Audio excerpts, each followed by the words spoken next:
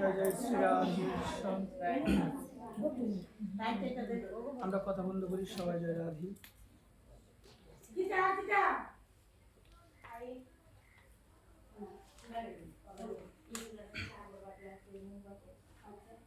জয় নিতাই গৌর হরি বল।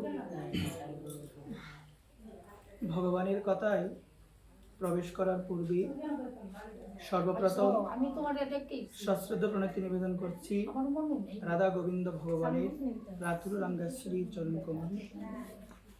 সশ্রদ্ধ প্রণতি নিবেদন করছি পরমারাধ্য পরম পূজ্য গুরু মহারাজ শ্রী শ্রী দেবব্রত গোস্বামী মহোদয়ের রাতুল রাঙ্গা শ্রী চরণ কমলে।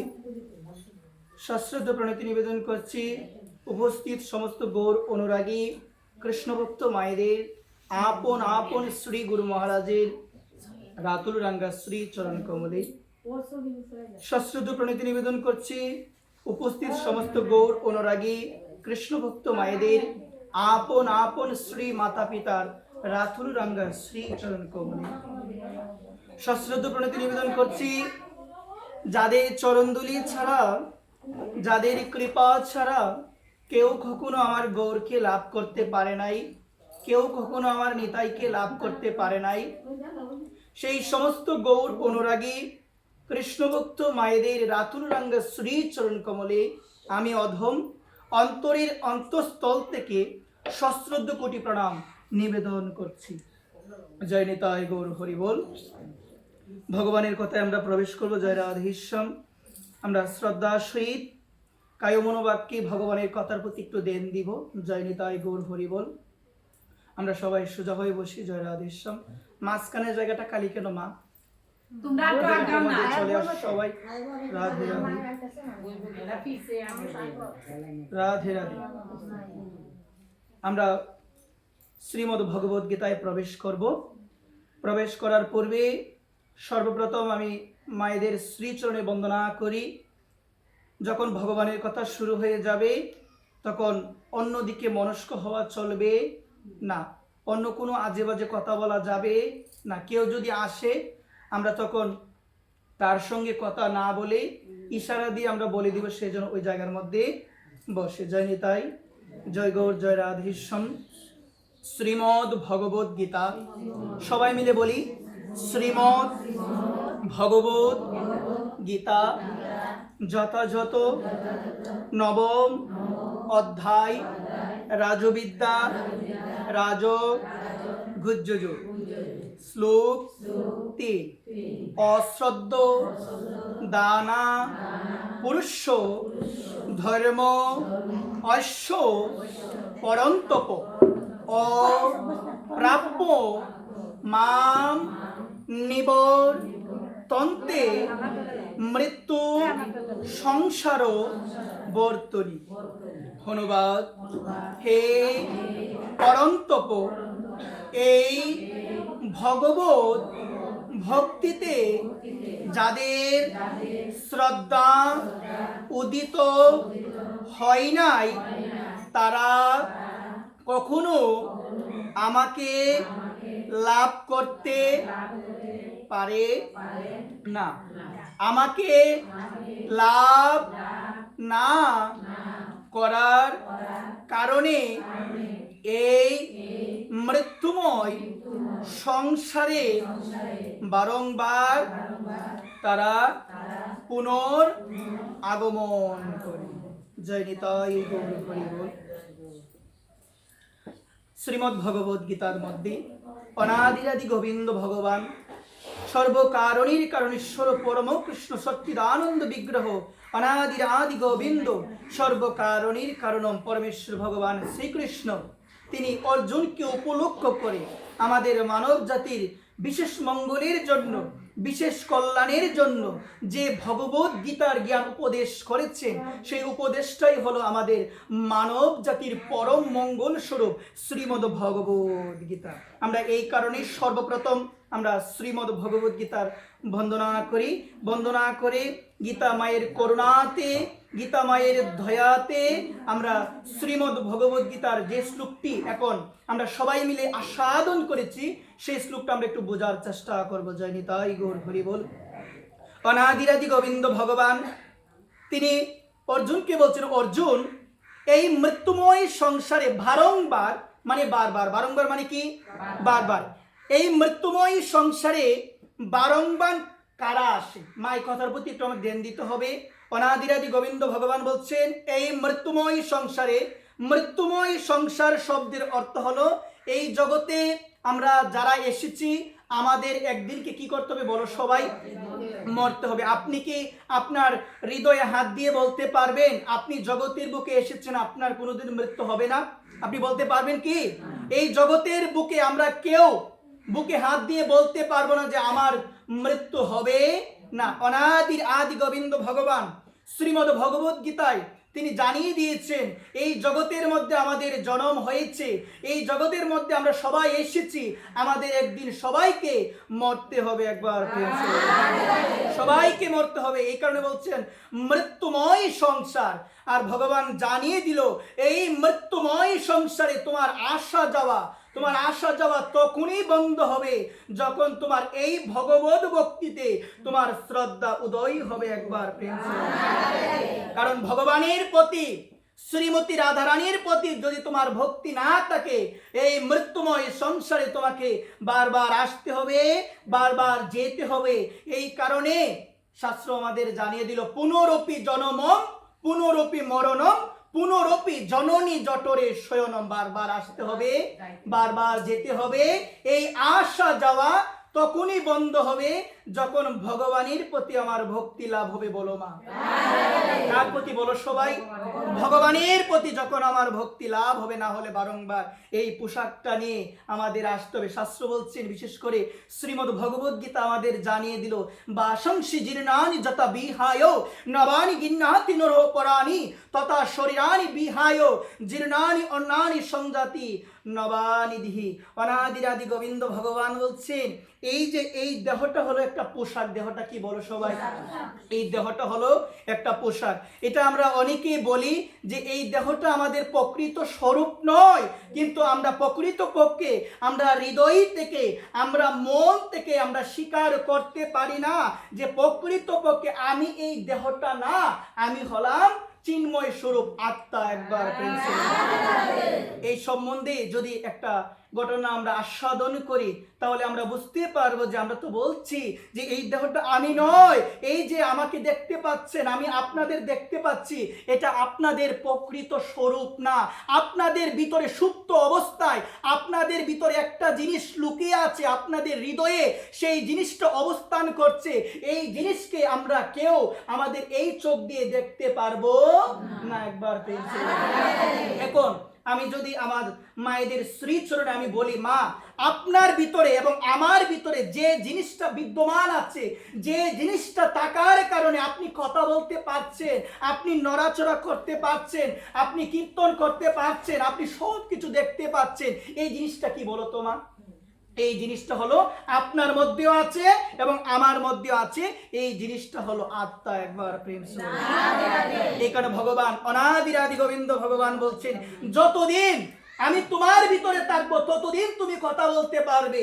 যেদিন আমি তোমার ভিতর থেকে এই পরমাত্মা আমি উড়াল দিয়ে চলে যাব, তুমি আর কথা বলতে পারবে না। তোমার আত্মীয় স্বজন, তোমার পরিবার পরিজন, তোমার ছেলে মেয়ে, যাদেরকে তুমি ভেবেছো আপন, আর যিনি তোমার পরম আপন তাকে ভেবেছো পর, সেদিন তিনি ছাড়া তোমার বান্ধব আর কেউ হবে না। একবার আমরা দেখতে পেয়েছিলাম বৃন্দাবনের মধ্যে একজন সাধু আমার বিনোদ বাবার কাছে গিয়ে বিনোদ বাবার শ্রীচরণ কমলে একটা প্রশ্ন রেখেছিল, বাবা, ভজন কাকে বলে? আমরা তো সবাই বলছি যে ভজন করতে হবে, ভজন করতে হবে, ভজন করতে হবে। বাবা, আমার মনের মধ্যে একটা প্রশ্ন এসেছে, আপনি দয়া করে, আপনি কৃপা করে আমার মনের সেই প্রশ্নের উত্তরটা আপনি দিয়ে আমাকে সেই সংশয় থেকে দূর করেন। একবার বিনোদ বাবার কাছে গিয়ে সেই ব্যক্তি বিনোদ বাবার শ্রীচরণ কমলে প্রশ্নটা রাখলো যে, বাবা,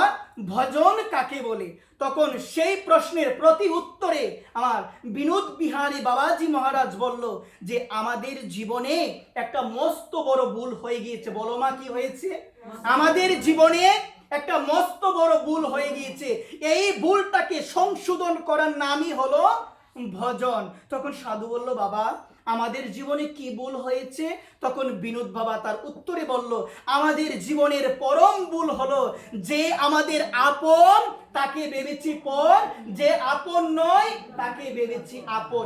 যেদিন এই কথাটা হৃদয় থেকে মেনে নিতে পারবো যে আপন হলো একমাত্র রাধারানীর চরণ, আর যাকে আমি ভাবলাম আমার ছেলে, আমার স্বামী, আমার মা, আমার সন্তান, তারা হলো আপন, ওই তাদেরকে আপন ভেবে ওই রাধারানীর শ্রীচরণ প্রকৃত আপন, ওই আপনকে পর করে দিলাম। এই কারণে আমাদের এটা অনেক বড় ভুল হয়ে গিয়েছে। একবার যখন যখন আমরা হৃদয় থেকে, যখন আমরা প্রকৃত পক্ষে আমাদের মন থেকে আমরা উপলব্ধি করতে পারবো বিষয়টি যে আমাদের জীবনে একমাত্র পরম আপন হলো শ্রীমতী রাধারানী, আমাদের জীবনে একমাত্র পরম আপন হলো আমার গোপাল ভগবান। কিন্তু মায়ার দ্বারা পরিবেষ্টিত হয়ে, মায়ার দ্বারা প্রভাবিত হয়ে আমি ভুলে গেলাম যে আমার আপন হলো ভগবান।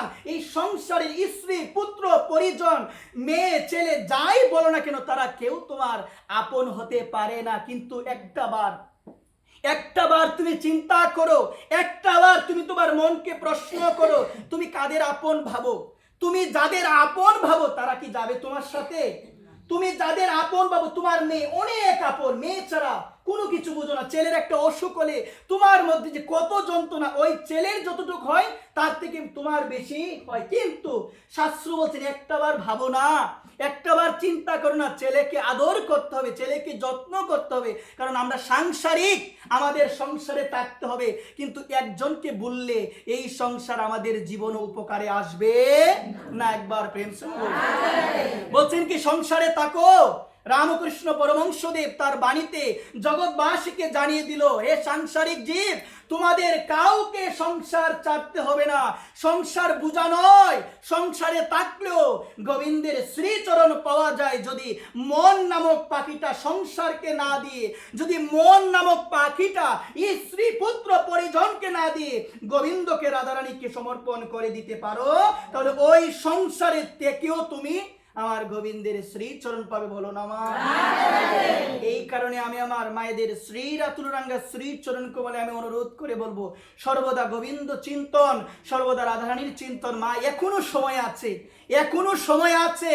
আমার পরম করুণাময়ী, আমার প্রাণেশ্বরী শ্রীমতী রাধারানী তিনি সর্বদা অপেক্ষায় আছেন। কবে আমরা বলবো, কবে আমরা একটাবার বলবো রাধারানী জীবনে কিচ্ছু করতে পারি না, রাধারানী সারাটা জীবন পাপ করে গেলাম, রাধারানী কোনোদিন তোমাকে ডাকি নাই, আমার জীবনের অধিকাংশ সময় চলে গিয়েছে এই সংসারকে দিতে গিয়ে, কিন্তু রাধারানী আমি তোমায় একটু সময় দিতে পারলাম না, রাধারানী আমি ভালোভাবে একটু নামও তোমার করতে পারলাম না।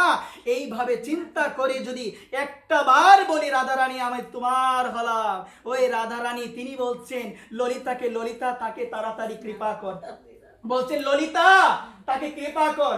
ললিতা প্রতি উত্তরে বলছে, রাধারানী তুমি কি বলছো? ওই ব্যক্তিটা সারা জীবন পাপ করেছে, কোনোদিন তোমার নাম করে না। ললিতা আমি বলছি কৃপা কর। বলছে কেন কৃপা করব? ও তো কোনোদিন তোমায় ডাকে নাই, সারা জীবন অপকর্ম করেছে, কোনোদিন তোমার নাম শুনে নাই, কোনোদিন তোমার কথা শুনে নাই, তাহলে কেন তাকে কৃপা করতে হবে?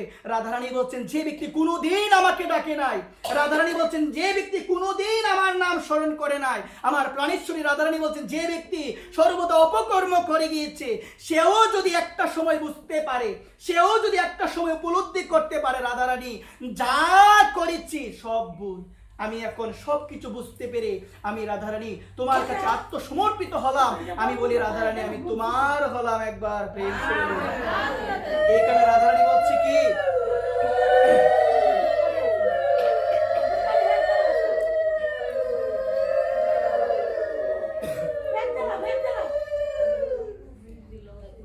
দূরে সরাই দিন। হ্যাঁ, এই কারণে শ্রীমতী রাধারানী বলছে, এদিকে মনোযোগ, এদিকে মনোযোগ। এই কারণে শ্রীমতী রাধারানী বলছেন যে ব্যক্তি বলে রাধারানী আমি তোমার হলাম, রাধারানী ললিতাকে বলছে ললিতা তাড়াতাড়ি তাকে কৃপা করো। তোমার বলা যায় না এই কথাটা? বলা যায় কি মা? তার আওয়াজ নাই কেন আপনাদের শ্রীমুখে?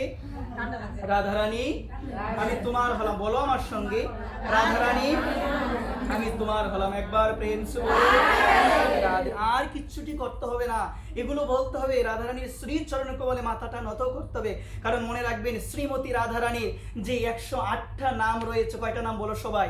শ্রীমতী রাধা রানীর যে 108টা নাম রয়েছে, এর মধ্যে একটা নাম হলো হৃদয়া। নাম কি বলো সবাই? হৃদয়া। শ্রীমতী রাধা রানীর নাম, তিনি হৃদয়া আছেন। কোথায় আছেন? হৃদয়া। তিনি হৃদয়া আছেন, তিনি হৃদয়নাথ। আমাদের হৃদয়ে পরমাত্মা রূপে ভগবান বিদ্যমান। আর আমার পরম করুণাময়ী, আমার প্রাণেশ্বরী শ্রীমতী রাধা রানীর একটা নামও হলো হৃদয়ে। তিনি হৃদয়ে আছেন। এই হৃদয়দনকে আমরা চিনতে পারি না। এই হৃদয় মাঝে ভগবান আছে, ওই ভগবানকে হৃদয় মাঝে অনুসন্ধান না করে, অন্বেষণ না করে বাহির পানে তাকে খুঁজে বেড়ায়, কিন্তু আমার অন্তরে বসে আছে, তাকে আমরা কেউ দেখতে পাই না। একবার এইখানে বলছেন দেবতা মন্দিরে থাকে না, দেবতা মোটে থাকে না, দেবতা মন্দিরে থাকে না, দেবতা মোটে থাকে না, দেবতা থাকে তোমার হৃদয় মন্দিরে। এই কারণে আমি বলি কি মা, জগতে আপনি যতই মন্দিরে যান না কেন, আপনি যতই তীর্থস্থানে যান না কেন, আপনার এই হৃদয় যদি শুদ্ধ না হয়, এই হৃদয়টা যদি শুদ্ধ না হয়, ওই মন্দিরে গিয়েও তোমার কোনো লাভ হবে না। এই কারণে আমার মহাপ্রভু শ্রীকৃষ্ণ চৈতন্য মহাপ্রভু জানিয়ে দিয়েছেন, যদি মহাপ্রভুর কৃপা ধরে রাখতে চাও, যদি আমার গোবিন্দের কৃপা ধরে রাখতে চাও, তাহলে এই মন্দিরকে তোমাকে পরিষ্কার করতে হবে। এখন কথা হলো মা, পরিষ্কার তুমি কিভাবে করবে? পরিষ্কার কিভাবে করবে? এই প্রসঙ্গে এক সাধুর মুখ থেকে শুনেছিলাম। এই প্রসঙ্গে একজন সাধু খুবই সুন্দর একটা দৃষ্টান্ত দিয়েছিল। সেই দৃষ্টান্ত হলো, এক ফেরিওয়ালা বাজারে গিয়েছে। কোথায় গিয়েছে বলো সবাই? বাজারে যাওয়ার পরে বাজার থেকে অনেকগুলো জিনিস কিনে নিয়েছে হাটির মধ্যে। মানে হাটির মধ্যে কি করার জন্য বলো সবাই? বিক্রি করার জন্য। সে বলছে কেউ কিছু লাগবে কি, তোমাদের কিছু লাগবে কি? সে সবার বাড়িতে যাচ্ছে। হঠাৎ একজনের বাড়িতে গিয়েছে। বাড়িতে যাওয়ার পরে সে লক্ষ্য করে দেখলো, ওই বাড়িতে যে মাগুলো বসবাস করে, ওই মাগুলো বাসন কুসুন পরিষ্কার করছে, বালু দিয়ে তারা বাসন কুসুন কি করছে মা বলো সবাই? পরিষ্কার করছে। তখন সে ফেরিওয়ালা বাবা বলল, কি বললো জানো মা? বলছে, মা গো, আমি এমন একটা জিনিস এনেছি, এই জিনিসটা দিয়ে পরিষ্কার করলে, এই জিনিসটা দিয়ে বাসন কুসুন মাজলে, তোমার এই বাসন কুসুন একদম কচকচে পরিষ্কার হয়ে যাবে। একবার বলছে, বাবা তুমি কি এনেছো? বাবা তুমি কি এনেছো? বলছে, মারে আমি কি এনেছি জানো? আমি এনেছি এই হরি নাম। একবার আমি হরি নাম এনেছি। এই প্রসঙ্গে কেন বলা হলো? আমি হরি নাম কেন এনেছি?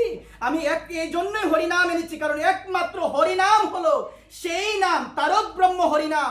যে হরি নাম আপনার হৃদয় মাঝে যত ময়লা রয়েছে, যতই ঘষাঘষি করেন না কেন, যত কিছুই করেন না কেন, যদি নাম রূপী মন্ত্র দ্বারা হৃদয়কে মার্জিত না করেন, আপনার হৃদয় কখনো পরিষ্কার হবে না। একবার আপনার হৃদয় কি হবে না? কখনো পরিষ্কার হবে না। এই কারণে মহাপ্রভু বলছেন, শিক্ষাষ্টকের মধ্যে যে 8টা শ্লোক আমার মহাপ্রভু নিজে লিপিবদ্ধ করেছেন, এর মধ্যে প্রথম শ্লোক হলো চৈত দর্পণ মার্জনম বব মহাদাবাগ্নি নির্বাপনম।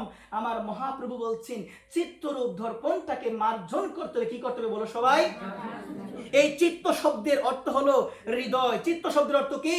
হৃদয়। আর আমাদের ভাগবত আমাদের জানিয়ে দিল, আমাদের হৃদয়ের মধ্যে বহু বহু জন্মের ময়লা, বহু বহু জন্মের পাপ তাপ রয়েছে, যার কারণে আমরা কি করি গো মা? আমরা ঈর্ষা করি, আমরা হিংসা করি, একে অপরের উন্নতি আমরা দেখতে পারি না। আমি মায়েদের কাছে একটা কথা বলছি মা, কথাটা মনোযোগ সহকারে লক্ষ্য করো মা। আমি যদি তোমাদের বলি যে মা, এই জগতের মধ্যে সব থেকে বড় পাপ কি মা, তোমরা কি বলবে? এই জগতের মধ্যে সব থেকে বড় পাপ কি? কথাটা একদম হৃদয়ের মধ্যে নিবেন। এই কথাটা হলো কি, এই জগতের মধ্যে সব থেকে বড় পাপ হলো হিংসা করা। একবার জগতের মধ্যে সব থেকে বড় পাপ হিংসা করা। হিংসা করা কিরকম? আপনি উন্নতি করছেন, আমার সহ্য হয় না। আপনার উন্নতি দেখলে আমার জ্বলে। আপনি উন্নতি করছেন, আমি সহ্য করতে পারছি না। শাস্ত্র বলছেন, যতদিন তোমার ভিতরে একে অপরের প্রতি বিদ্বেষ ভাব, যতদিন তোমার ভিতরে হিংসা পরিপূর্ণ মনোভাব তোমার মধ্যে থাকবে, ততদিন তুমি কৃষ্ণের কৃপা লাভ করতে পারবে না। একবার রাধে রাধে। এই কারণে আমি আমার কৃষ্ণ ভক্ত গৌর অনুরাগী মায়েদের শ্রী রাতুলরাঙ্গা শ্রী চরণ কমলে অনুরোধ করে বলছি, এই হিংসাকে যদি হৃদয় থেকে দূরে সরাতে না পারি, বুঝতে হবে আমি সাধন করছি, ভজন করছি, এখনো প্রকৃতপক্ষে আমার হৃদয় মাঝে এই সাধন করে, এই ভজন করে আমার অভ্যন্তরীণ কোনো পরিবর্তন হয় না। বলো সবাই। আমি বলি কি মা, যা কিছুই করো না কেন একটু বুঝে শুনে করতে হবে, যা কিছুই করো না কেন একটু তত্ত্বটা জানতে হবে যে আমি যে এই জিনিসটা করছি শাস্ত্রে এই জিনিসটা কিভাবে করতে বলা হয়েছে এবং এই জিনিসটা করলে আমার কি হবে, এগুলো জেনে তত্ত্বটা জেনে ধর্মটা করতে হবে। তাহলে আপনার ধর্ম করা কি হবে বলো সবাই? সার্থক হবে। তো আমরা ছিলাম কোথায়? এই দেহটা হলো একটা পোশাক। দেহটা কি বলো সবাই? দেহটা হলো একটা পোশাক। আমরা দেখতে পেয়েছিলাম মা নবদ্বীপের মধ্যে একজন বালক সাধু বাবা বাস করতো। কে বাস করতো? বালক সাধু বাবা। দেখো মা, ছোটবেলা থেকে তো ভজন করতো। উনি দীক্ষা পেয়েছিল সিদ্ধ মনোহর দাস বাবাজির কাছে। উনিও সিদ্ধ, আর যার কাছ থেকে দীক্ষা পেয়েছিল তার নাম হলো সিদ্ধ মনোহর দাস বাবাজি মহারাজ। একবার প্রেম সে বাবার যখন বালক সাধু বাবার যখন 100 বছরের উপরে হয়ে গিয়েছে, একদিন বাবা আমার শুয়ে আছেন, মানে শায়িত অবস্থায় আছেন। তখন বাবাকে যিনি সেবা করতো, বাবার এক শিষ্যা, যার নাম হলো শ্যামলী মা। নামটা কি বলো সবাই? শ্যামলী মা। ওই শ্যামলী মাকে বাবা ডাক দিয়েছেন, ডাক দিয়ে বলছে, মারে একটু এদিকে আয় তো, মা একটু এদিকে আয়। তখন শ্যামলী মা তার গুরুদেবের কাছে গেল। শ্যামলী মা সারাটা জীবন গুরু সেবা করেছে। কার সেবা করেছে বলো? গুরু সেবা করেছে। যখন শ্যামলী মাকে তার বালক সিদ্ধ বাবা গুরুদেব ডাক দিয়েছেন, তখন সে গুরুদেবের কাছে গেল। মা কার কাছে গেল? গুরুদেবের কাছে গেল। গুরুদেবের কাছে যাওয়ার পরে, মনোযোগ এদিকে দেন, গুরুদেবের কাছে যাওয়ার পরে গুরুদেব বলছে, মা একটু আগে না আমার কাছে রামদাস বাবা এসেছিল। কে এসেছিল? এই কথাটা শোনার পরে শ্যামলী মা অবাক হয়ে গেছে, কারণ রামদাস বাবা অনেক দিন আগেই দেহ রেখেছেন। কি রেখেছেন গো মা? রামদাস বাবা অনেক দিন আগেই দেহ রেখেছেন। কিন্তু সেই বাবা বলছেন, বালক সিদ্ধ বাবা, সে বলছে কি, মারে একটু আগে আমার কাছে এসেছিল। কে এসেছিল?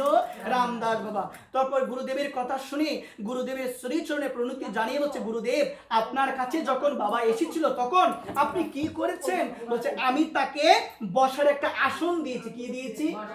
বসার আসন দিয়েছি। বলছে, বাবা বসার আসন দেওয়ার পরে ওই বাবার সাথে তোমার কি কথা হয়েছে? যখন শ্যামলী মা তার গুরুদেবকে এই কথা বলল, তখন বালক সিদ্ধ বাবা তার গুরুদেব তার প্রতি উত্তর দিল। কি উত্তর দিল? মারে বাবা আমাকে বলেছে পোশাকটা চারবি না, অনেক দিন তো হয়েছে। পোশাকটা চারবি না, অনেক দিন তো হয়েছে, পোশাকটা চারবি না, এই কথাটা না বলে চলে গিয়েছে। তো তখন সে বলল, শ্যামলী মা, তো বাবা তোমাকে যখন বললো যে পোশাকটা তো পুরাতন হয়ে গিয়েছে, চারবে না, তখন তুমি কি বলেছো? তখন সে বলল, বাবা মারে আমি বলেছিলাম আমাকে তো চারতেই হবে, অনেক দিন হয়ে গিয়েছে, আমার এই পোশাকটা পুরাতন হয়ে গিয়েছে। একবার তখন শ্যামলী মাকে বলছেন, তার শিষ্যাকে বলছে, মারে একটা কথা বলতো আমায়, এই যে রামদাস বাবা বললো যে পুরাতন হয়ে গিয়েছে, মা আমার পোশাকটা কি পরিবর্তন, মানে পুরাতন কি হয়ে গিয়েছে, এখন কি পরিবর্তন করতে হবে? বলছে, না বাবা আমি তো তোমাকে একটু আগে পোশাকটা পরিয়ে দিয়েছি, পরিবর্তন কেন করতে হবে? আসল কথা হলো বাবা কি বলছে সে বুঝতে পারে নাই। বাবা কি বলছে? এই পোশাকটা, এটা পোশাক, এই দেহটা একটা আবরণ। এই দেহটার মূল্য কতক্ষণ?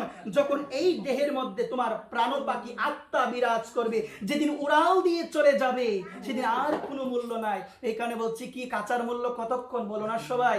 যতক্ষণ ভিতরে পাখি থাকবে দেখতে অনেক ভালো লাগবে, যখন ওই পাখিটা চলে যাবে আর কি ভালো লাগবে? কি লাগবে? কি আর ভালো লাগবে না। এই কারণে বলছি কি, এই জায়গার মধ্যে বালক সিদ্ধ বাবা বলছে যে রামদাস বাবা এসেছিল, আমাকে বলেছিল যে এখন তো পুরাতন হয়ে গিয়েছে, এখন তো ত্যাগ করো। এই কথা বলার পরে সে বুঝতে পারে নাই, মাগো বলেছিল বিকালে, কিন্তু ব্রাহ্ম মুহূর্তে বাবা দেহ ত্যাগ করে চলে গিয়েছিল। বেশি দেরি হয় নাই, ব্রাহ্ম মুহূর্তে চলে গিয়েছিল মাগো।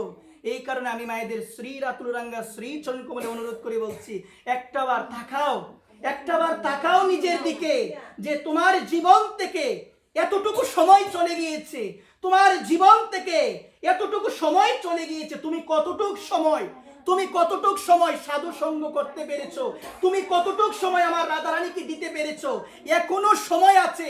একটাবার তুমি বিবেককে প্রশ্ন করো, কারণ মানুষের বিবেক কখন আসে? যখন বিছানায় পড়ে যায়।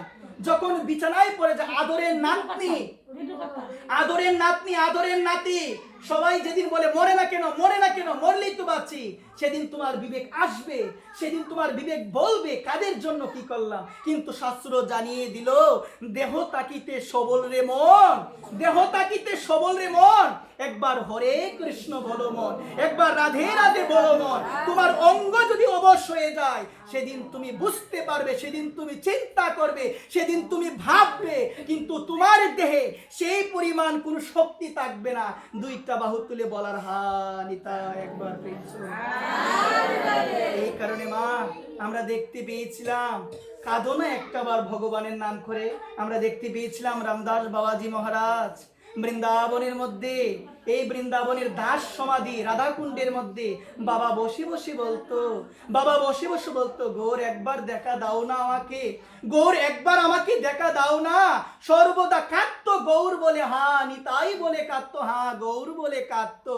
একজন ব্যক্তি বাবাকে বলো, বাবা তুমি একটা কথা আমাকে বলো তো, বাবা আমি শুনি তোমার মুখে, তুমি বলছো গৌর একবার দেখা দাও, নিতাই একবার দেখা দাও, তুমি তো বলছো, কিন্তু বাবা আমাকে বলো তুমি, বাবা আমাকে বলো তুমি, তুমি কি গৌরকে দেখো নাই, তুমি কি গৌরকে দেখো নাই? মা শাস্ত্র কি বলতে জানেন? রামদাস বাবা প্রতিদিন গৌরের সঙ্গে কথা বলতো, মা প্রতিদিন গৌরের সঙ্গে কথা বলতো, নিতাইয়ের সঙ্গে কথা বলতো। নিতাই কৃপা যদি না হয় মা, হেন নিতাই বিনে রে ভাই রাধা কৃষ্ণ পাইতে নাই। শাস্ত্র বলছেন, নিতাই পদ কমল কুটি চন্দ্র সুশীতল, যে চায় জগত জুড়ায়। যে ব্যক্তি নিতাই শ্রীচরণে আশ্রয় নিতে পারে, যে ব্যক্তি নিতাই শ্রীচরণকে আঁকড়ে ধরতে পারে, সে আমার রাধা কৃষ্ণকে লাভ করতে পারে। একবার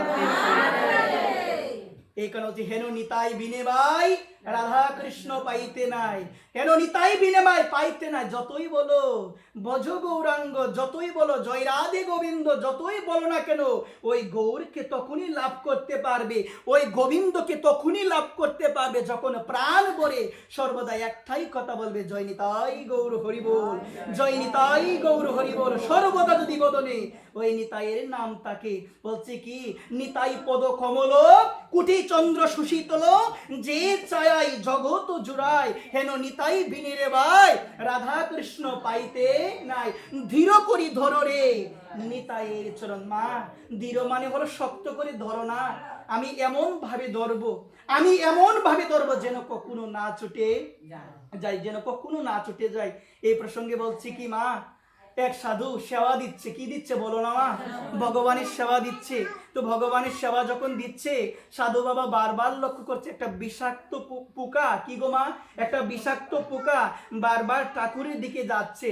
তখন সাধু কি করলো, সাধু চিন্তা করলো একটা বিষাক্ত পোকা এটা আমার ঠাকুরের দিকে যাচ্ছে, তখন সে পোকাটাকে ধরে এবং ফেলে দিয়ে, মারে না মা, সাধু মারবে না কখনো, সাধু কখনো মারবে না, সাধু ওইটাকে ধরে এবং ফেলে দেয়, বারবার আসে বারবার ফেলে দেয়। তখন পোকাটা কি করলো জানো মা, ওই সাধুর কাছে জুড়ি ছিল, ওই জুড়ির মধ্যে পুষ্প ছিল, ওই পোকাটা আর ভগবানের কাছে না গিয়ে একটা পুষ্পের মধ্যে গিয়ে লুকিয়ে গেল। একবার একটা পুষ্পের মধ্যে লুকিয়ে গেল।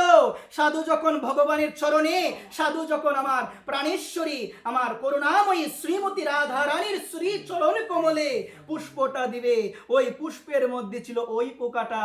ওই পোকাটা কোথায় চলে গেল গো মা? তাড়াতাড়ি করে সাধুর হাতেই চলে গেল। এতক্ষণ কিন্তু দিল না, এতক্ষণ যেতে পারছে না, চেষ্টা করছে, যেতে পারছে না। আমি বলি কি, এই জায়গার মধ্যে নিজের চেষ্টায় যদি না পারি, নিজের চেষ্টায় যদি গৌরাঙ্গের চরণে না যেতে পারি, নিজের চেষ্টায় যদি রাধারানীর শ্রীচরণে না যেতে পারি, সাধুগুরু বৈষ্ণবের শ্রীচরণকে আঁকড়ে ধরবো। এই সাধুগুরু বৈষ্ণব যখন গৌরাঙ্গের চরণে যাবে, ওই সাধুগুরু বৈষ্ণবের চরণে ধরে রাখার কারণে আমিও তাদের সঙ্গে গৌরাঙ্গের চরণে চলে যাব।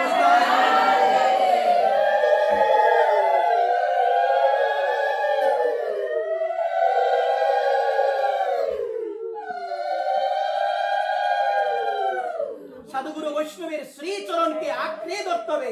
সাধুগুরু বৈষ্ণব আমার গৌরের কাছে যাবে তারা তো গৌরকে ভালোবাসে।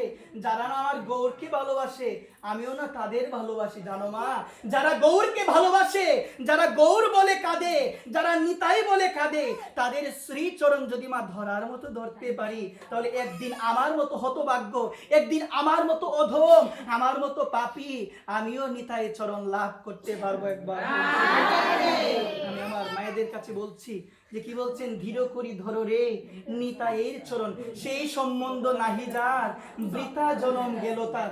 মা এই জায়গার মধ্যে একটু ধ্যান দাও, এই জায়গায় বলছে, এই জায়গায় একটু ধ্যান দাও। কি বলছে, সেই সম্বন্ধ নাহি যার বৃথা জনম গেল তার। আমার যদি পরম দয়াল নিতাইয়ের সাথে কোনো সম্পর্ক না থাকে, আমার যদি নিতাই তাদের সাথে কোনো সম্পর্ক না থাকে, বলছেন আমার জন্মটা বৃথাই চলে গেছে, আমার জীবনটা বৃথাই চলে গেছে। সেই সম্বন্ধ নাহি যার বৃথা জনম গেল তার, সেই পশু বড় দুরাচার। মার্মিক কথা, আমার কথা নয় মা, এটা বলছে নরোত্তম ঠাকুর। কি বলছেন, ভজ নরোত্তম ভজ নিতাই, ভজ নিতাই ভজ নরোত্তম। যেই নরোত্তম সেই হলো আমার নিতাই চাঁদ, একবার প্রেম। নরোত্তম ঠাকুর বলছেন সেই পশু বড় দুরাচার। দুরাচার কে গোমা, হিংসকে, যে ব্যক্তি নিতাইকে চিনে না, যে ব্যক্তি নিতাই নাম করে না, যে ব্যক্তি নিতাই নাম করে না, কি বলছেন সেই পশু বড় দুরাচার। আমাকে বলছে পশু, আমি তো পশুই, আমি পশু, আমি পশু কেন? আমি তো নিতাই নাম করি না, আমি তো একটা বারো, আমার দিন চলে যাচ্ছে, আমার 24টা ঘন্টা চলে যায়, একটা বারো কিন্তু আমার মনে পড়ে না আমার নিতাইয়ের নাম। সেদিন তো নিতাই বিনে আপন তোমার কেউ হবে না। এই কারণে তো নিতাই ডাকছে। কি বলে ডাকছে জানো মা, ওই ভব পারে কে যাবি রে আয়, ওই দেখে যায় একজন দাঁড়িয়ে আছে, ওই নিতাই মাঝি ডেকে ডেকে যায় একবার প্রেম। এই কারণে আমি আমার মায়েদের রাতুরাঙ্গা শ্রীচরণ কমলে আমি অথম অনুরোধ করে বলছি, সর্বদা নিতাইকে স্মরণ করো, সর্বদা নিতাইকে ডাকো। সবসময় একটাই কথা বলো, প্রাণেশ্বরী শ্রীমতী রাধারানী কৃপা করো, হ্যাঁ নিতাই কৃপা করো, যেন সারাটা জীবন আমি তোমার নাম করে যেতে। কার নাম বলো মা, বলো না সবাই, কার নাম? নিতাইয়ের নাম যেন আমরা করে যেতে পারি। সর্বদা বদনে ওই নিতাই নামটা করতে হবে। কার নাম করতে হবে? নিতাই চরণে আত্মসমর্পণ। মা এই জায়গায় বলছে কি, আত্মসমর্পণ যদি করে থাকো, নির্ভরতা হবে একজনের প্রতি, তিনি কে? বিপদ যদি আসে চিন্তা নাই, ছেলের অসুখ চিন্তা নাই, মেয়ের অসুখ চিন্তা নাই। কেন চিন্তা নাই জানো মা? চিন্তা নাই কেন? এই জায়গায় বলছি কি, আমি তো দিয়ে দিয়েছি তোমার চরণে, তুমি দেখবে, আমি শুধু তোমায় ডাকবো এবং আমার বিপদ আদি যা আছে সবকিছু তুমি দেখবে একবার। আমার বিপদ আদি যা আছে সব তুমি দেখবে, আর আমি শুধু ডাকবো তোমায়। অনুকূল ঠাকুর বলেছেন খুব সুন্দর কথা, ভাবছো বসে চলবে কিসে, ভাববার তুমি কে, ভাবার যিনি ভাবছেন তিনি, তুমি ভাবো তাকে, তুমি শুধু তাকেই ভাবো, অন্য কিছু ভাবতে হবে না। তুমি যদি তাকে ভাবো সে তোমায় নিয়ে ভাববে। আজকে আমার অনেক বড় বিপদ, আমি চিন্তা করি আমার যে কি হবে, আমি চিন্তা করি আমি কি করে বিপদ থেকে মুক্ত হব। তার মানে মা শাস্ত্র জানিয়ে দিল, এখনো রাধারানীকে বিশ্বাস করতে পারো নাই, এখনো আমার গৌরাঙ্গ মহাপ্রভুকে বিশ্বাস করতে পারো নাই, এখনো আমার মদন মোহনকে বিশ্বাস করতে পারো নাই, যার কারণে তার প্রতি বিশ্বাস নাই। তার প্রতি যেন বিশ্বাস থাকতো তাহলে তো বলতাম, প্রভু গো আমি তোমায় ডাকি, আমার সবকিছু তুমি দেখো একবার। এক মন্ত্রী এসেছে রানীমার কাছে, রানীমা রাজা কোথায়? রাজা কোথায়? বলছে রাজা তো ঠাকুর ঘরে ভগবানের সেবা দিচ্ছে। কার সেবা দিচ্ছে? বলছে আপনি তাড়াতাড়ি যান। বলছে কি হয়েছে? বলছে কি হয়েছে? বলছে রানীমা অনেক বড় বিপদ, বিদেশি এক রাজা কামান নিয়ে আমাদের রাজ্যের মধ্যে আক্রমণ করেছে, আপনি তাড়াতাড়ি যান ঠাকুর ঘরে গিয়ে বলে আসেন রাজাকে যে রাজা আপনার রাজ্যের মধ্যে বিদেশি এক রাজা কামান নিয়ে আক্রমণ করেছেন, তাড়াতাড়ি আপনি ঠাকুর ঘর থেকে আসেন। তখন রানীমা বলল আমার স্বামী যখন ঠাকুর ঘরে যায়, যাওয়ার পূর্বে একটা কথা বলে যায়, আমি যখন ঠাকুর ঘরে যাব কেউ আমায় কোনো বাধা দিতে পারবে না, কেউ যেন আমাকে না ডাকে, আমার যতটুক সময় ওই থাকতে পারি আমি ততটুক সময় আমি আমার মদন গোপালের কাছে থাকবো একবার। প্রতিদিন বলে যায়। এখন রানীমার কাছে এসে যখনই বলল ওই মন্ত্রী যে রানীমা গৌর বিপদ, অনেক বড় বিপদ, আমাদের রাজ্যের মধ্যে বিদেশি রাজা আক্রমণ করেছে, তাড়াতাড়ি যান। রানীমা বলছে আমি তো যেতে পারবো না, কারণ আমার স্বামী বলে গিয়েছে ঠাকুর ঘরে যতটুক সময় সে থাকবে ততটুক সময় সে ভগবানকে ডাকবে, তাকে যেন আমরা কোনো কেউ বিরক্ত না করি একবার। প্রেম অনেক অনেকক্ষণ হয়ে গেল, হওয়ার পরে ওই যে রাজা ঠাকুর ঘর থেকে চলে আসলো, বলছে মন্ত্রী হঠাৎ এখানে কি? বলছে রাজা অনেক বড় বিপদ হয়ে গিয়েছে, এখন তো আর কথাই নাই, এখন তো মনে হয় সেই রাজা, বিদেশি রাজা মনে হয় আমাদের দুর্গের মধ্যে প্রবেশই করে নিয়েছে, আপনি মৃত্যুর জন্য প্রস্তুত হয়ে থাকেন একবার। রাজা বলছে কি হয়েছে? বলছেন একজন বিদেশি রাজা আক্রমণ করেছে, আমি এসেছিলাম রানীমার কাছে, রানীমাকে বলেছিলাম আপনাকে সংবাদ দেওয়ার জন্য, কিন্তু রানীমা আমার প্রশ্নের প্রতি উত্তরে তিনি আমাকে বলেছিল যে আপনি যতক্ষণ ঠাকুর ঘরে থাকবেন ততক্ষণ আপনাকে কেউ যেন কোনো ডাক না দেয়, ততক্ষণ কেউ যেন আপনাকে কোনো বিরক্ত না করে, এই কারণে রানীমা ডাক দেয় নাই। বলছে কোনো চিন্তা নাই, চলো তাড়াতাড়ি যাই। তাড়াতাড়ি যখনই গেল, গিয়ে দেখলো ওই রাজা বন্দী হয়ে গিয়েছে। বলো সবাই, ওই রাজা বন্দী হয়ে গিয়েছে। বন্দী করে রাজার কাছে নিয়ে আসলো, রাজা বসেছে সিংহাসনে, সিংহাসনে বসার পরে ওই বিদেশি রাজাকে বন্দী করে ধরে নিয়ে এসেছে রাজার কাছে। রাজা বলছে তুমিই বলো, আমি বলবো না, তুমিই বলো তোমার কি শাস্তি দেওয়া উচিত। তখন সে বলল আপনি যা শাস্তি দিবেন আমি মাথা পেতে নিব, কিন্তু আমাকে একটা কথা বলতেই হবে। বলছে কি বলতে হবে? বলছেন যে সৈন্যটা আমার সঙ্গে যুদ্ধ করেছে আপনি কৃপা করে বলেন সেই সৈন্যের নাম কি, আপনি কৃপা করে, আপনি দয়া করে বলেন সেই সৈন্যকে আপনি কত বেতন দেন, সেই সৈন্য একাই পরাজিত করেছে আমাদের সৈন্য সামন্তকে, আপনি কৃপা করে বলেন তাকে কত বেতন দেন, তাকে আপনি কি খাওয়ান, তার নাম কি বলতে হবে একবার। এই কথা বলার পরে, এই কথা বলার পরে তখন রাজা মশাই, ওই কৃষ্ণ ভক্ত রাজা, মা ঘটনা মিথ্যা কথা নয়, কোনো গল্প নয়, সাক্ষাৎ ঘটনা। এখনো যদি বাঁকুড়ায় যান, বাঁকুড়ায় গেলে এখনো দেখতে পাবেন ওই ভগবানকে, তিনি তার ভগলের মধ্যে কামান নিয়ে এখনো আছেন, প্রতিষ্ঠিত আছেন, এখনো আছেন। এখানে বলছি কি কথার প্রতি একটু ধ্যান দিতে হবে। তো এই জায়গায় বলছি কি, তখন সে বলল কি বলছো তুমি, যে আমার সৈন্য সামন্ত যায় নাই, আমার একজন সৈন্য বুঝি গিয়েছে? ওই কথা বলার পর বলছে একজনই গিয়েছে। বলছে বলো না সে কেমন দেখতে, বলো না একটা বার সে কেমন দেখতে। বলছে অনেক কালো, অনেক কালো, সে শ্যামবর্ণ, তো অনেক কালো। আমি আবার লক্ষ্য করে দেখেছি পায়ে দুইটা নূপুর, আমি নূপুরগুলো দেখার পর একটাবার আমি ভাবলাম এমনও কোনো যোদ্ধা আছে যে পায়ের মধ্যে নূপুর দিয়ে যুদ্ধ করতে আসে। এই কথা বলার পরে কৃষ্ণ ভক্ত রাজা হতভম্ব হয়ে গেল। হতভম্ব হওয়ার পরে তিনি ভাবছেন একটু মিলিয়ে নিই তো আমার মদন গোপালের সাথে মিলে কিনা, একটু মিলিয়ে নিই আমার মদন গোপাল, আমার প্রাণ গোপালের সাথে একটু মিলে কিনা। বলছেন আমি যা বলি তুমি একটু কৃপা করে আমাকে বলো, তুমি যে বালকটাকে দেখতে পেয়েছো তাকে দেখলে কি বারবার দেখতে মন চায়? বলছে হে, আমি না যুদ্ধ করতে এসো, যুদ্ধ করে তো শত্রুতা ভাবাপন্ন মনোভাব থাকে, তার প্রতি কোনো করুণা থাকে না, তার প্রতি কোনো দয়া থাকে না, কিন্তু আমি যখন আসলাম ওর সঙ্গে যখন যুদ্ধ করছি ওর মধ্যে এত শক্তি, সবাইকে পরাজিত করছে নিজে কামানে গুলি করে, কিন্তু তারপরেও না আমার কেন জানি মনে হচ্ছে ওর দিকে আমি তাকিয়ে তাকিয়ে ওর উত্তেজনা আমি আক্রমণ না করি একবার। বলে তুমি বলো তো ওর মাথার মধ্যে কি ময়ূর পাখা আছে? তুমি বলো তো। বলছে হ্যাঁ ময়ূর পাখা আছে। তুমি বলো তো ওর গলার মধ্যে কি বৈজয়ন্তী ফুলের মালা আছে, অনেক বড় মালা? বলছে হ্যাঁ আছে। তুমি বলো তো, তুমি বলো তো ওর পায়ে দুইটা নূপুর কি দেখতে অনেক সুন্দর? বলছে হ্যাঁ আছে। বলছে ও কি দেখতে কি অনেক সুন্দর, দেখতে কি বারবার বলছে? বলছে হ্যাঁ। বলছেন কি তাহলে ওই সৈন্যকে কৃপা করে, ওই সৈন্যকে কৃপা করে একটু দেখান, আমি তো সব বলে দিলাম, এখন তো কৃপা করে আপনি আমাকে দেখেন, দেখান। ওই কথা বলার পরে তার দিকে তাকিয়ে থাকলো, তার দিকে তাকিয়ে থাকলো, তাকিয়ে তাকার পরে রাজা মশাই একটুক্ষণ তাকে লক্ষ্য করে তার দিকে এগিয়ে গেল, এগিয়ে যাওয়ার পরে তাকে একটা আলিঙ্গন করলো একবার। মা একটাবার বলো না কেন আলিঙ্গন করলো? রাজা চিন্তা করলো আমি সেবা দিলাম ভগবানকে, আমি দেখতে পাই নাই, আমি সেবা দিলাম ভগবানকে, আমি দেখতে পাই নাই, আজকে তুমি ভগবানকে দেখতে পেয়েছো। তার শ্রী হস্তটা ধরে এই যে রাজামশাই ঠাকুর ঘরে ঠাকুরের সেবা দেন ওই মদন গোপালের কাছে নিয়ে গেল। মা বলো কার কাছে নিয়ে গেল? মদন গোপালের কাছে নিয়ে গিয়ে বলছেন ওই দেখো আমার সৈন্য যে যুদ্ধ করেছে, তার দিকে তাকিয়ে থাকো, তার দিকে তাকিয়ে থাকো। এই কথা বলার পরে ওই যে বিদেশি রাজা মদন মোহনের দিকে তিনি তার অপরূপ দুই নয়নে তাকিয়ে আছেন। তাকিয়ে তাকার পর বলছে এই কি সে যোদ্ধা, এই কি সে যোদ্ধা। এই কথা বলে সে নয়ন জলে ভাসতে লেগেছে একবার। তো মা এই জায়গায় বলছি কি দেখো মা একটাবার ভাবো না, ভক্ত দিচ্ছে ভগবানের সেবা, আর এই দিকে ভগবান ভক্তকে রক্ষা করার জন্য সে যুদ্ধ করছে। ভক্ত তো জানেই না, ভক্ত জানি না তার বিপদ, কিন্তু ভক্ত তো তার মনোপ্রাণ, ভক্ত তার হৃদয়, ভক্ত তার সব কিছু দিয়ে দিয়েছেন ওই মদন গোপালকে। এই কারণে ভক্ত দেয় মদন মোহনের সেবা, আর মদন মোহন তার ভক্তকে বাঁচানোর জন্য তিনি একাই যুদ্ধ করে সবাইকে পরাজিত করে দেন। এটা বলছে আত্মসমর্পণ, এটা শাস্ত্র বলছে আত্মসমর্পণ। চিন্তা নাই, ছেলের রোগ হয়েছে, এত চিন্তা কেন তোমার, এত চিন্তা কেন? তুমি তো বলো ছেলে আমার না গোপাল তোমার ছেলে, ছেলে আমার না গোবিন্দ তোমার ছেলে, তাহলে তো চিন্তা কেন? তোমার মেয়ের রোগ হয়েছে, এত চিন্তা কেন তোমার?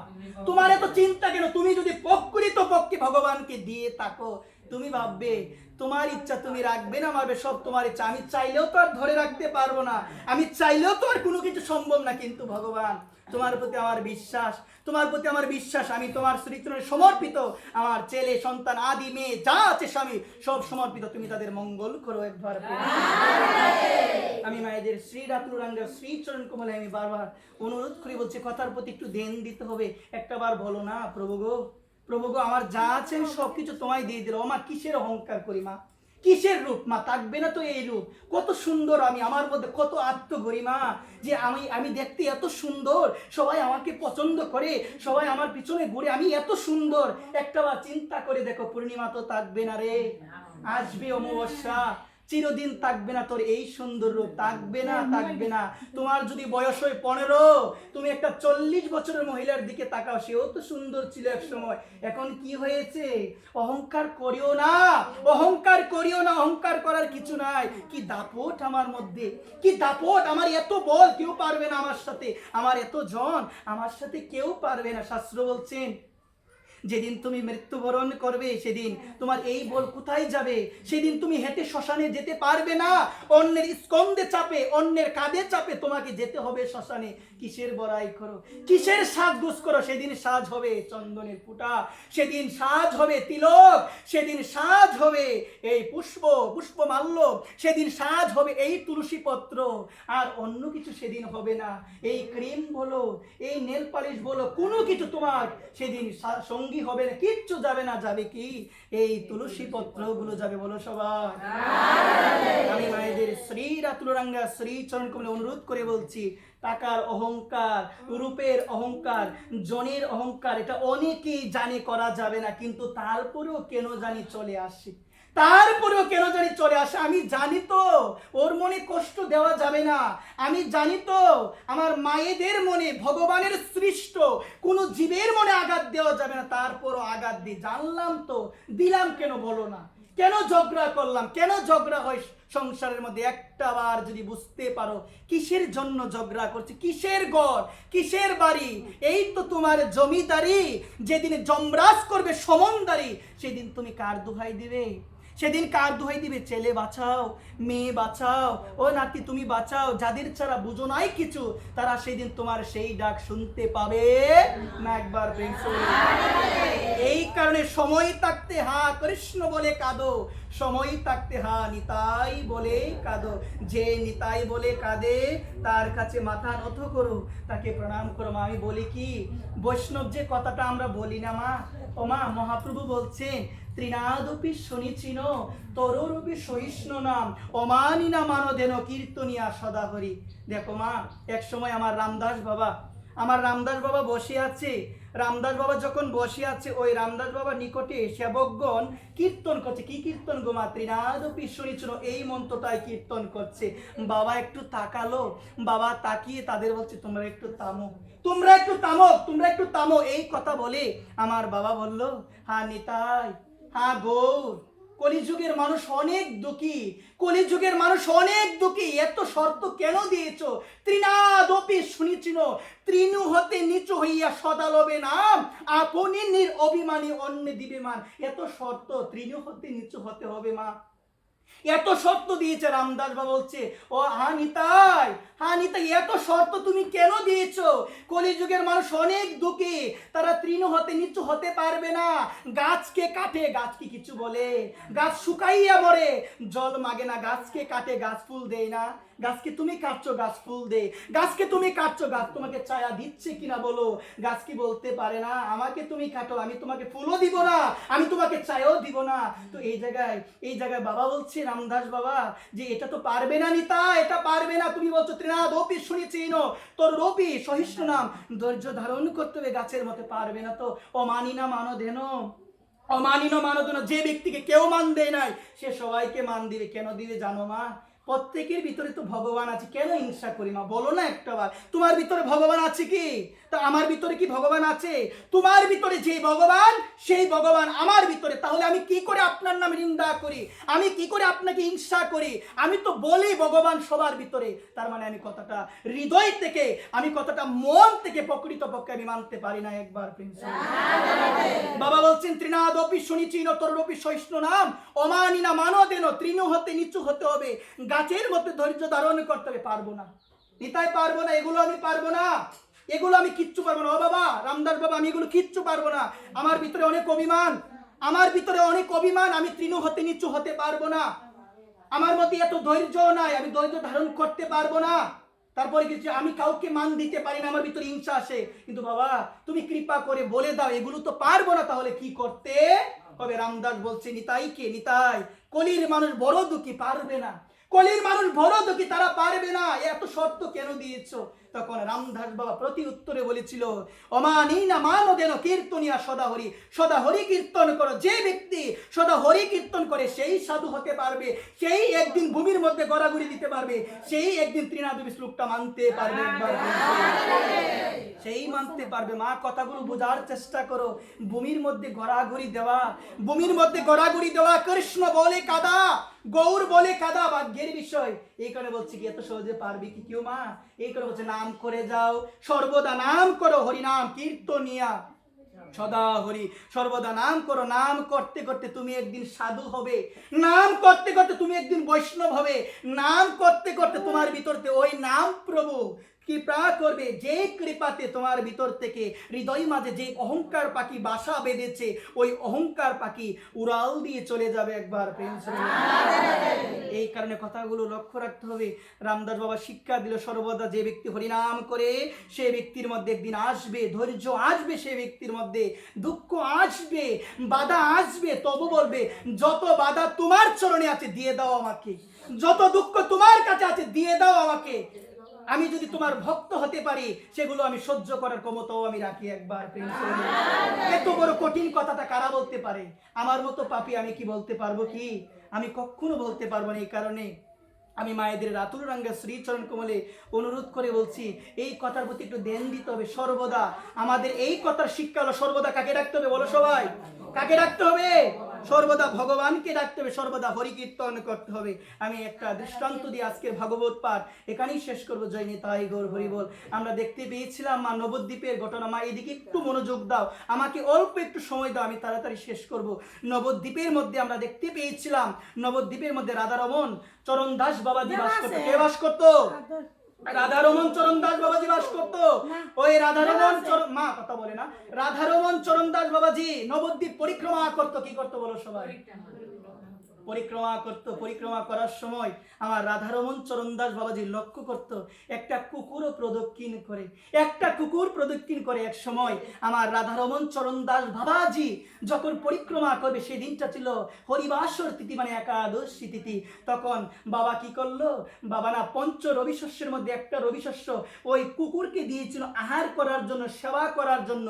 কিন্তু দেওয়ার পরে ওই কুকুরটা মাথা নাড়িয়ে বলছে আমি গ্রহণ করব না। আমার রাধারমন বড় বাবা নবদ্বীপে চরণদাস বাবাজি লক্ষ্য করে দেখলো ওকে আমি একাদশীর মধ্যে পঞ্চ রবিশস্য দিলাম, ও তো গ্রহণ করছে না, তার মানে ও নিশ্চয়ই হলো ভগবানের একজন পরম ভক্ত। একবার পেয়েছে।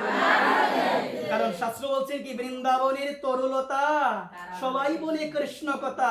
বৃন্দাবনে যারা বৃক্ষ হয়ে জন্মগ্রহণ করেছেন, বৃন্দাবনে যারা তরুলতা হয়ে জন্মগ্রহণ করেছেন, তারা বিশেষ কোনো ভাগ্যবান ভগবানের ভক্ত, যারা ভগবানের কৃপাতে, যারা ভগবানের আশীর্বাদে বৃন্দাবনে জন্ম হওয়ার তাদের অভিলাষ হয়েছে। বলো না সবাই? এই কারণে আমার বাবা ভাবলো সে নিশ্চয়ই ভগবানের ভক্ত। বাবা প্রদক্ষিণ করে, বাবার সঙ্গে সে প্রদক্ষিণ করে একাদশীর মধ্যে পঞ্চ রবিশস্যের একটা রবিশস্য দিয়েছে, গ্রহণ করে না, গ্রহণ করছে না। তখন বাবা ভাবলো সে হচ্ছে কার ভক্ত বলো সবাই? ভগবানের ভক্ত।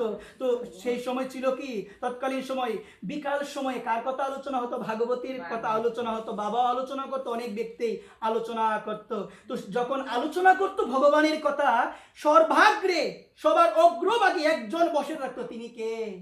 ওই কুকুর। আমার বাবা কুকুর নয় গো মা। বাবা কৃপা করে, বাবা দয়া করে, রাধারমণ চরণ দাস বাবাজি দয়া করে নাম দিয়েছিল, আজ থেকে তোমার নাম কুকুর না, তোমার একটা আমি নাম দিলাম, তোমার নাম হলো ভক্ত মা। বলো সবাই নামটা কি?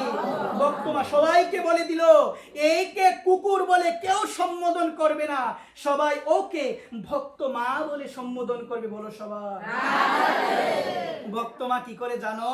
সবার অগ্রভাগে বসে দুইটা কান কারা করে আমার ভগবানের কথার প্রতি ধ্যান দেয়, আমার ভগবানের কথা শুনে।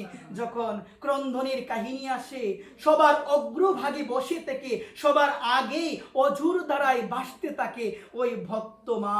একবার এইদিকে কি হলো, একদিন বিকাল বেলায় আমার রাধারমণ চরণ দাস বাবাজি বেশাসনে বসেছে, ওই কুকুরটা সামনে এসে বসেছে, ভক্ত মা সামনে এসে বসেছে, সবাই বসেছে। বাবা পাঠ করতে করতে আমার রাধারমণ চরণ দাস বাবাজি মহারাজ এক পর্যায়ে লক্ষ্য করলো যে ওই ভক্ত মা ভূমিতে শুয়ে গিয়েছে। বাবা তাড়াতাড়ি করে বেশাসন থেকে নেমে আসলো। নেমে আসার পর দেখতে পেল ওই কুকুর ভক্ত মা তার শ্বাস প্রশ্বাস বেড়ে গিয়েছে। বাবা বুঝতে পারলো, বাবা সবাইকে ডাক দিল যে জগন্নাথের মহাপ্রসাদ তাড়াতাড়ি করে নিয়ে আসো, জগন্নাথের মহাপ্রসাদ তাড়াতাড়ি নিয়ে আসো, জগন্নাথের পুষ্পমালা, নিবেদিত পুষ্পমালা, প্রসাদী মালা তাড়াতাড়ি করে নিয়ে আসো, গঙ্গা জল, ভগবানের চরণামৃত তাড়াতাড়ি করে নিয়ে আসো। যখন রাধারমণ চরণ দাস বাবাজি মহারাজ ওই সমস্ত ভক্তবিন্দুদের বলল, তাড়াতাড়ি করে তারা প্রসাদ আনলো, তাড়াতাড়ি করে ভগবানের চরণামৃত আনলো, তাড়াতাড়ি করে ভগবানের অর্পিত জগন্নাথের প্রসাদী মালা সেটা নিয়ে আসলো। বাবা প্রসাদী মালা পরিধান করিয়ে দিল বাবা নিজের হস্তে। বাবা নিজের হস্তে আজকে তাকে কি দিল? প্রসাদ সেবা করালো। যখন প্রসাদ সেবা করালো, বাবা বুঝতে পারলো ভক্ত মা আর বেশিক্ষণ থাকবে, ভক্ত মা আর বেশিক্ষণ থাকবে না, তার দেহ রাখার সময় এসে গিয়েছে। বাবা বলছেন সমস্ত ভক্তকে তোমরা জুড়ে জুড়ে মনের আনন্দে, তোমরা হরি নাম করো। সবাই বলো হরে কৃষ্ণ কৃষ্ণ কৃষ্ণ হরে হরে, হরে রাম আজকে সবাই মনের আনন্দে হরিনাম করতে লাগলো। মা জানো এই দিকে যখন হরিনাম শুরু হয়েছে, বাবাও বলছে হরে কৃষ্ণ কৃষ্ণ কৃষ্ণ হরে হরে, হরে রাম রাম রাম হরে হরে। এই শুদ্ধ ভক্ত রাধারমণ চরণ দাস বাবাজি সিদ্ধ ভক্ত, সে সিদ্ধ মহাত্মা, সে তার মুখের নাম শুনে ওই কুকুর তার দেহটা ওই সাধু সঙ্গে মাঝে রেখেছে। সবাই বলো হরি বল, হরি বল। দেহটা রেখেছে। বাবা ক্রন্দন করছেন, দেখো ভক্ত আজকে কাঁদে একটা কুকুরের জন্য।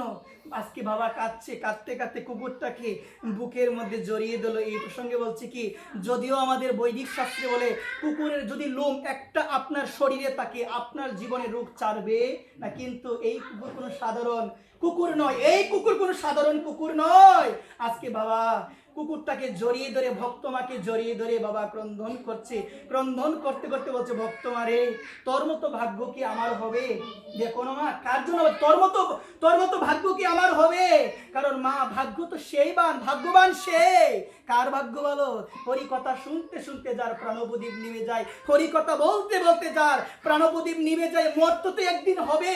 বলো রে একটাবার ঠাকুরকে, ঠাকুর গো এই কৃপাটা একটাবার করো না, হ্যাঁ নিতাই কৃপা করো না, যেন তোমার কথা শুনতে শুনতে একদিন সাধুদের চরণ দুলিতে বসে যেন আমি আমার দেহটা রাখতে পারি। বলো সবাই।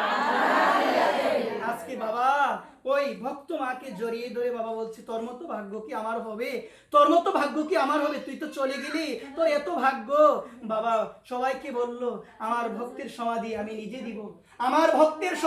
নিজে দিব, এই কথা বলে বাবা কি করলো? বিমান প্রস্তুত করলো। মা বলো তো বিমান কি? এই যে আমাদের মৃত্যুর পরে বাঁশ কেটে বানানো হয় না, স্কন্ধে চাপিয়ে নিয়ে যাওয়া হয়, এটাকে বলছে বিমান।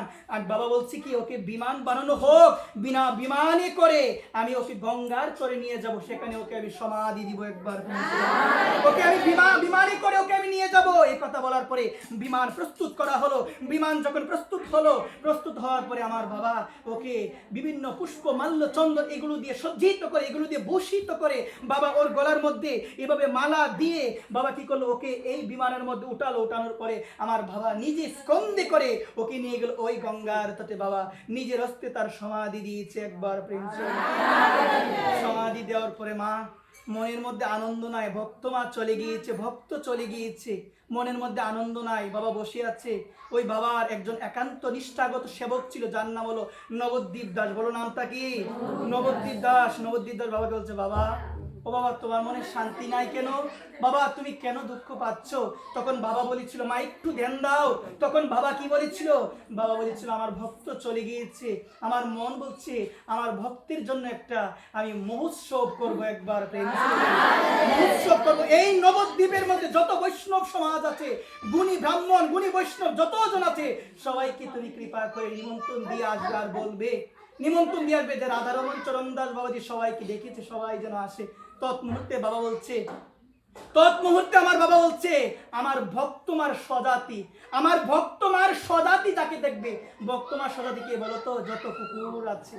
আমার ভক্তমার স্বজাতি যাকেই দেখবে সাষ্টাঙ্গ দণ্ডবত প্রণাম করে তাকে বস্ত্র পরিয়ে তাকে নিমন্ত্রণ দিয়ে আসবে। সেই জন্য ভক্তমার মহোৎসবে তারা যেন সবাই অংশগ্রহণ করে। একবার নবদ্বীপ দাসকে বলছে, নবদ্বীপ সবাইকে নিমন্ত্রণ করবি, সবাইকে ভক্তমার স্বজাতি যত কুকুরকে দেখবি দণ্ডবত প্রণাম, লাঠির মতো সোজা হয়ে প্রণাম, সবাইকে কাপড় দিয়ে নিমন্ত্রণ করে আসবে, সবাই যেন আসে। একে একে করে ওই নবদ্বীপ দাস সবার ঘরে গেল। যত ব্রাহ্মণ আছে, যত বৈষ্ণব আছে, গুণীগণ অনেক পণ্ডিতজন আছে, সবাইকে নিমন্ত্রণ করলো। সর্বপ্রথম নিমন্ত্রণ করেছিল একটা স্বজাতীয় কুকুরকে। কুকুরকে দেখার পরে গুরুদেব বলেছিল একদম সাষ্টাঙ্গ দণ্ডবত প্রণাম হয়ে তাকে বস্ত্র পরিয়ে তাকে নিমন্ত্রণ দেওয়ার জন্য নিমন্ত্রণ দিয়েছিল। দেওয়ার পরে চলে গিয়েছিল, প্রত্যেকের বাড়িতে গিয়েছে, সবাইকে নিমন্ত্রণ দিয়েছে। আগামীকাল সেবার আয়োজন শুরু হয়েছে, মহোৎসবের আয়োজন শুরু হয়েছে। কথার প্রতি একটু মনোযোগ দাও। যখন শুরু হয়েছে, এইদিকে মহন্ত বৈষ্ণব নবদ্বীপে সে যাবে রাধারমণ চরণদাস বাবার বাড়িতে মহোৎসবে অংশগ্রহণ করার জন্য। এই যখনই রওনা দিয়েছে, একজনের সঙ্গে দেখা হয়েছে। একজন বলছে, বাবা তুমি কোথায় যাচ্ছ? তখন মহন্ত বলছেন, রাধারমণ চরণদাস বাবাজি সে আমাদের ডেকে পাঠিয়েছে, আজকে নাকি মহোৎসব, তার শ্রী আঙ্গিনায় যাওয়ার জন্য, এই কারণে আমি রওনা দিয়েছি। বলছেন, বাবা তুমি যে যাচ্ছ তুমি কি জানো এটা কার মহোৎসব? এটা কোনো বৈষ্ণবের মহোৎসব নয়। তুমি যে যাচ্ছ এটা জানো তুমি কার মহোৎসব? এটা কোনো বৈষ্ণবের মহোৎসব নয়, এটা কুকুরের মহোৎসব। তুমি কি করে যাচ্ছ? বাবা চিন্তা করো, রাধারমণ চরণদাস বাবাজি বুঝি একটা কুকুরের মহোৎসব করছে, তাহলে তো আমি যাব না। তখন সেই মহন্ত যত বৈষ্ণব ছিল নবদ্বীপের মধ্যে সবাইকে জানিয়ে দিল, ওই রাধারমণ চরণদাস বাবাজি কোনো বৈষ্ণবের মহোৎসব করছে না, একটা কুকুরের মহোৎসব করছে, আমরা কেউ যাব না। কেউ গেল না। যখন দুপুর হয়েছে, আমার বাবা দেখলো দাঁড়িয়ে আছেন তো রাধারমণ চরণদাস বাবাজি, কেউ দেখলো কেউ তো আসে না। বাবা প্রত্যেকের বাড়িতে গিয়েছে। মা লক্ষ্য রাখো, বাবা প্রত্যেকের বাড়িতে গিয়েছে। প্রত্যেকের বাড়িতে যাওয়ার পরে সকলকে করজোর করে বিনম্র নিবেদন করে বলছেন, তোমরা আসছো না কেন? তোমাদের কি নিমন্ত্রণ দেওয়া হয় না? বলছে, নিমন্ত্রণ দেওয়া হয়েছে, আমরা কেউ যাব না। বলছে, কেন? বলছেন, আপনি একটা কুকুরের মহোৎসব করছেন, আমরা কুকুরের মহোৎসবে যাবো প্রসাদ পাওয়ার জন্য? কখনোই নয়। তবে সে বলছে, তোমরা কি করে ভাবলে সে একটা কুকুর? তোমরা কি করে ভাবলে? তোমরা তো শাস্ত্র থেকে বলো বৃন্দাবনে পশু পাখি তারা সাধারণ কেউ নয়, বৃন্দাবনের গাছ লতা তারা সাধারণ কেউ নয়, তারা নিশ্চয়ই ভগবানের কোনো ভক্ত। তাহলে তোমরা এইটা কেন ভাবছো না নবদ্বীপের মধ্যে সে কোনো সাধারণ কুকুর নয়? তাহলে তোমাদের যেতে বাধা কেন? সে বলছেন, আমরা যাব না। জোর তো আর করা যায় না। বাবা করজোর করে বিনম্র নিবেদন করেছিল, কেউ আসে নাই।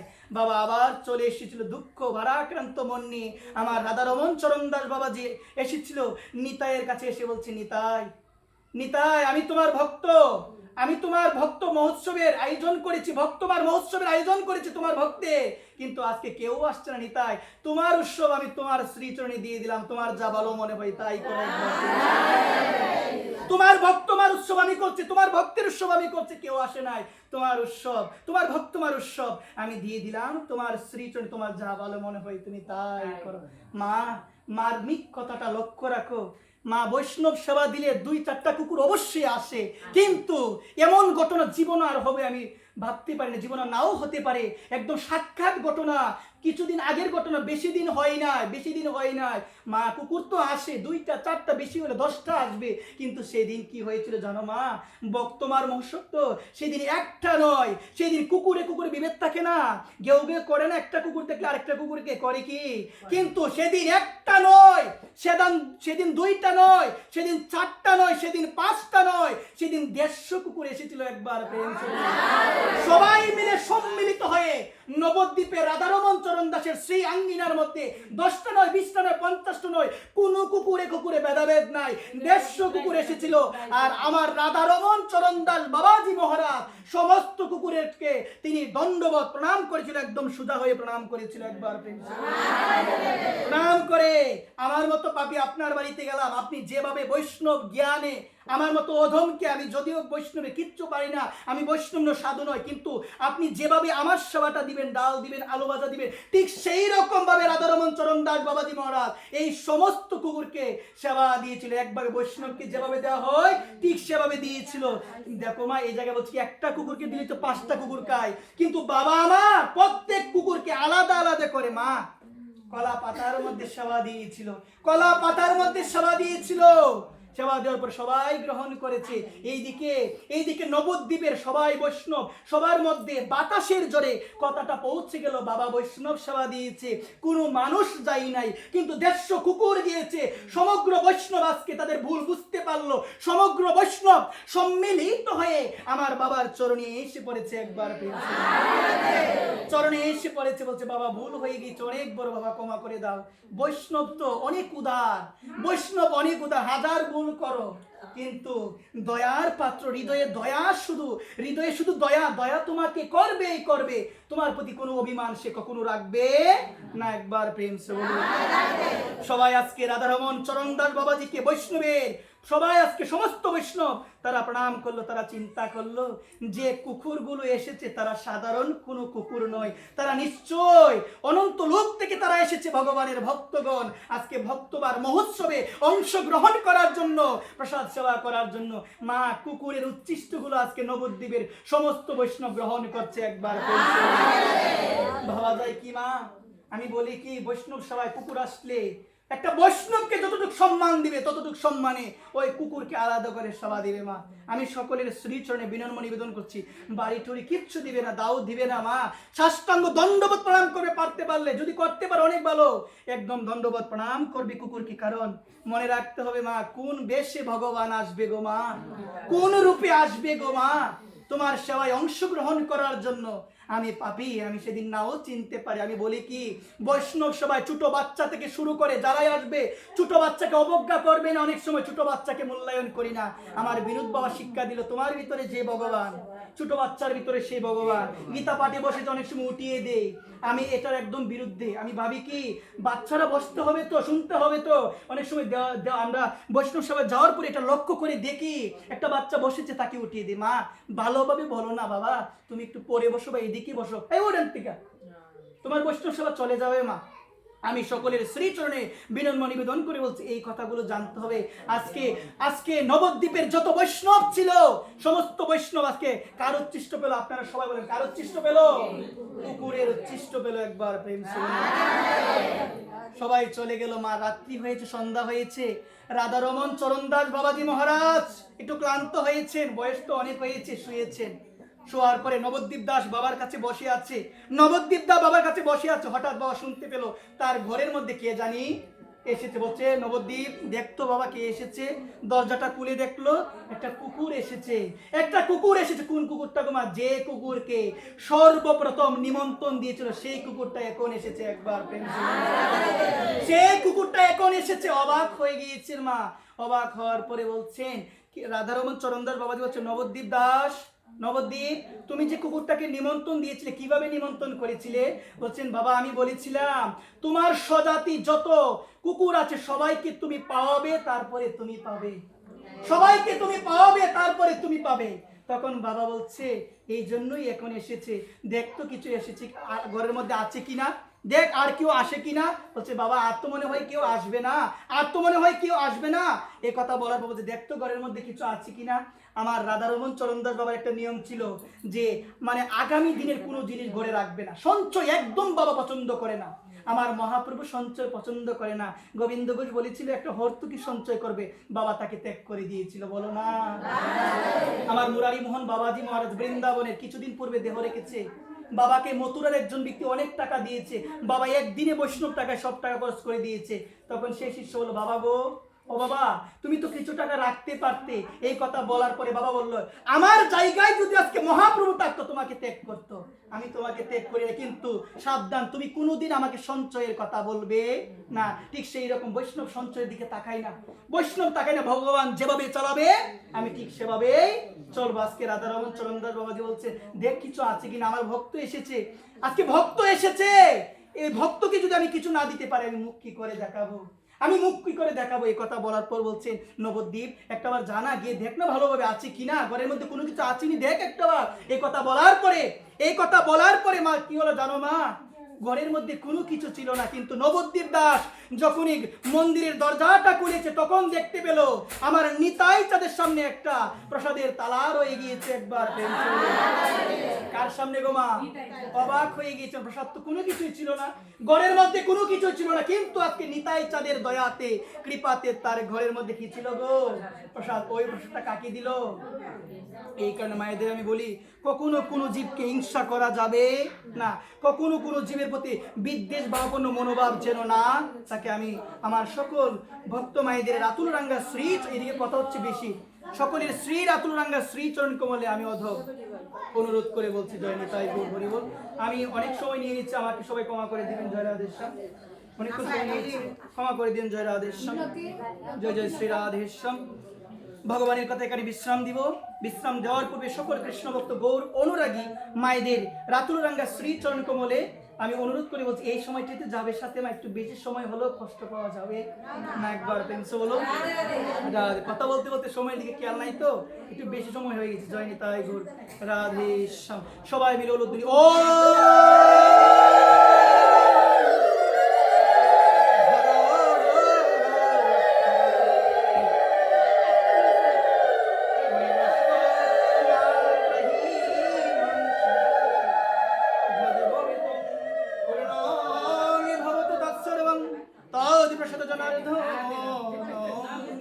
আমরা সবাই মিলে বলি গঙ্গা, গীতা, সাবিত্রী, সীতা, সত্তা, পতিব্রতা, ব্রহ্মাবলী, ব্রহ্মবিদ্যা, ত্রিসন্ধ্যা, মুক্তিগৃহিণী, অদ্রমাত্রা, চিদানন্দা, ভবগ্নি, ক্রান্তিনাশিনী, বেদত্রয়ী, পরানন্দা, তত্ত্বার্থ, জ্ঞানমঞ্জুরি, বাঞ্ছা কল্পতরুভ্যশ্চ কৃপা সিন্ধৈব এব চ পতিতানাং পাবনেভ্যো বৈষ্ণবেভ্যো নমো নমঃ। জয় জয় শ্রীমদ্ ভগবদ্ গীতা প্রেমানন্দে। হরি হরি বল হরি হরি বল, হরি হরি বল। হরে কৃষ্ণ কৃষ্ণ কৃষ্ণ হরে হরে, হরে রাম রাম রাম হরে হরে। ওম সর্বে ভবন্তু সুখিনঃ, সর্বে সন্তু নিরাময়া, সর্বে ভদ্রাণি পশ্যন্তু মা কশ্চিৎ দুঃখভাগ্ ভবেৎ। ওম শান্তি, ওম শান্তি, ওম শান্তি। ধরো ধরো নাম করে লেখেন।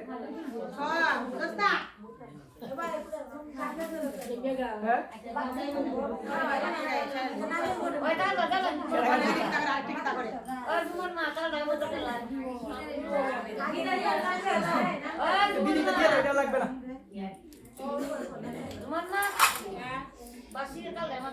তুলে দিয়ে। ধরো ধরো ধরো,